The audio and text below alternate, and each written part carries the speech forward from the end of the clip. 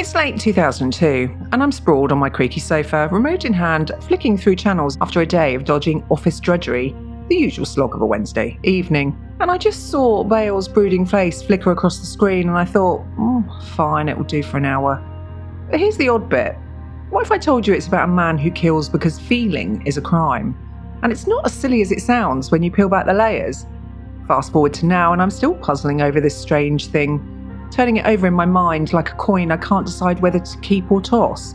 Equilibrium, made by Wimmer, is a dystopian film that's less must-see blockbuster and more that weird thing you watch when there's nothing else on and the night's gone quiet. Christian Bale's in it, pre-Batman, brooding like he's perpetually annoyed at the world, or maybe just the catering on set. It's got guns, gloom, and a premise so bizarre it's almost intriguing.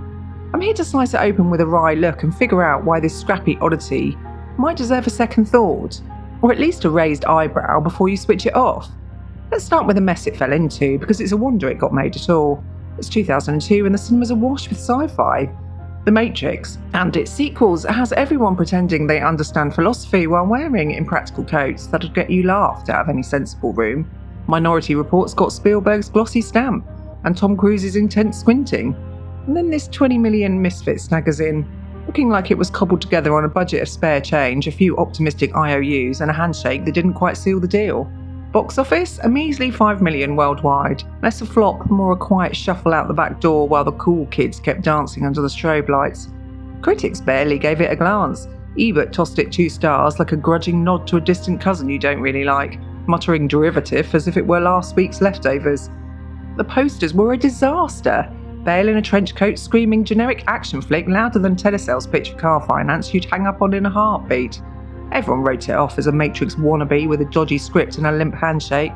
Fair enough, it's not exactly subtle, and the dialogue clunks like my old car with a flat tyre. But it's got a strange spark that doesn't quite fit the bin, a flicker of something that refuses to be snuffed out. And for the record, I bloody loved that car. It's been lost in the shadow of bigger names ever since, pegged as a throwaway when it's more like an awkward stranger with a point to make, even if it's not shouting it from the rooftops or waving a neon sign. And Equilibrium didn't have the cash or the hype to cut through the noise. People saw the guns and assumed it was all flash, no substance. Maybe it's the sheer cheek of it, turning up unpolished and unapologetic in a sea of slicker rivals. Or maybe it's just that I'm a sucker for something that doesn't quite fit the mould, even if it's a bit of a mess even when you squint at it. Let's peel it back and see what's under the surface. Equilibrium lands you in Libya, a grim post-war world where humanity's decided emotions are the root of all trouble. Wars, tears, the usual chaos of being alive and human. Their fix? Prosium, a drug that turns you blank. Think tranquilizers with a dictator's seal of approval, handed out like aspirin at a headache convention, no prescription needed. Art's gone, burned or smashed, sentiment's a crime, punishable by a swift end. And if you dare feel a twinge at a rainy day or a half-decent sunset, or even just the memory of something that once mattered, the clerics, black-clad enforcers with guns, and all the personality of a tax form will sort you out permanently. No questions asked, no paperwork filed. Christian Bale's John Preston is their poster boy, a stony figure in a sharp coat who moves like he's never smiled, never laughed, never even considered the possibility of cracking a grin. And then he skips his dose, and whack! Emotions flood in like a burst pipe in a basement flat, messy and unstoppable, spilling everywhere and leaving him dazed. It's not shy about its message, it's practically waving a placard in your face demanding you read it. It's 1984 with more shooting and less depth, yelling, "Feelings are dangerous!" like it's stating the obvious to a room full of dimwits who've missed the memo. It's not clever, it's a blunt stick with an idea, poking you in the ribs until you pay attention, even if it's not got the grace to make it pretty. And in 2025, with us all numbed by screens, endless updates and the grind of keeping going, work bills, the relentless churn of it all, day after day, it feels like it's jabbing at something real, even if it's heavy-handed and a bit too pleased with its own cleverness. Wimmer shot it in Berlin on next to nothing, using stark spots like the Olympic Stadium, old echoes of Control and Order, places that carry their own weight for a cold, bare-bones look. It feels less like a choice and more like a necessity. A film that couldn't afford the gloss but made do anyway. No fancy effects, just concrete and gloom.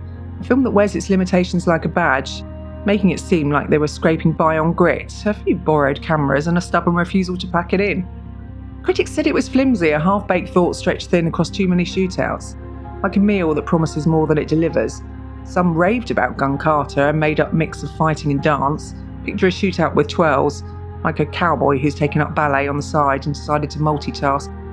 Both have a point. It's not brilliant, it's a rough jab at what happens when you shut down the human mess, joy, anger, the whole untidy lot. And it lands enough to make you pause, even if it's not winning any prizes for finesse or originality. Now, I catch myself thinking it's not entirely daft. Like it's tapped into something I felt on a bad day. Those moments when you're so worn out you wonder if switching off completely might be easier, if only for a minute. It was a fight to get made. Wimmer wrestled with studios to keep it his, flaws and all, dodging the usual polish to hold on to something raw, something that didn't bend to fit the expected shape. People either shrugged or latched on. I saw something that didn't care if I liked it, just wanted me to notice. Like a street performer who keeps going, even when the crowd's thinned out and the coins have stopped dropping. That's its oddball. It's brash enough to watch, rough enough to stick, and persistent enough to hover in the back of my mind, even if I'd rather be watching something less noisy. Now, the bits that stand out, where equilibrium stops faffing and grabs you, whether you're ready or not, there's this scene. Preston, suddenly undrugged, finds a hidden record player in a rebel's messy stash, tucked away like a secret nobody's meant to find, a relic of a world he's helped erase. He drops the needle and Beethoven's Ninth pours out like a storm through a broken window, loud and uninvited.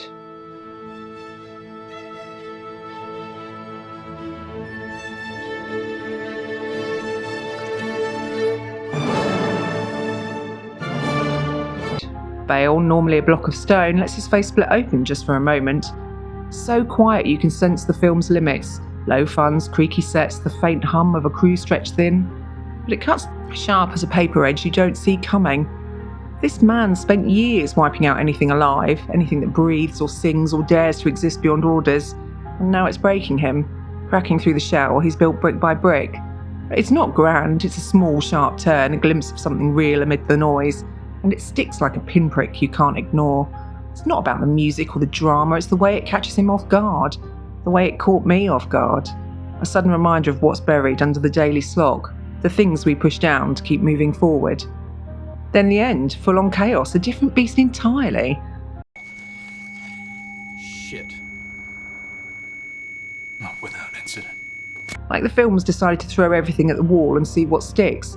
Preston storms the dictator's base, Gun Carter in wild, relentless motion, a whirlwind of calculated madness. He's a flurry, spinning, shooting, slicing through guards like they're paper cutouts in a windstorm. Each move precise and brutal. Bullets fly, casings drop with a metallic clatter that echoes in the emptiness, and the camera follows like it's hooked, catching every twist, every sharp, deadly turn. It's over the top, Bale moving through the carnage like a dancer gone rogue, all sharp angles and lethal grace. But it's gripping, a kind of mad energy that pulls you in despite yourself, even if you're half rolling your eyes at the excess.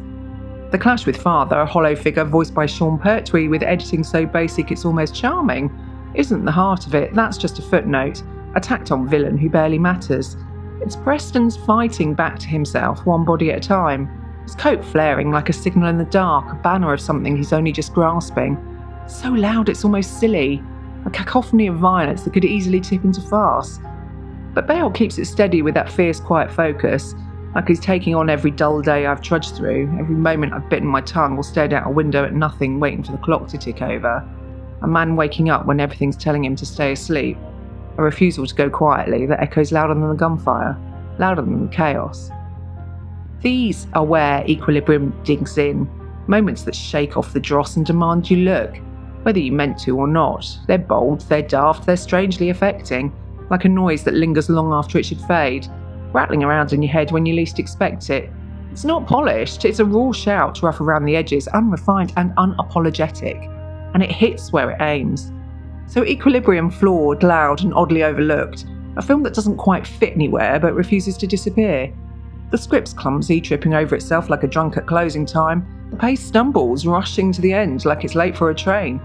But it's got a spark that holds, a flicker that won't be snuffed out. It's a dystopian fuss about feeling in a world that wants you empty, and it swings with a crooked grin, all teeth and no polish. Over 2 decades later, it's still there. Less neat than its peers, but twice as stubborn, clinging to the edges like a weed that won't be pulled. It's a gem, albeit a rough-edged thing with a voice that sticks like an odd memory you can't quite place, but can't quite forget either. Give it a go, it's earned a look. even if it's not the sort of thing you'd usually bother with.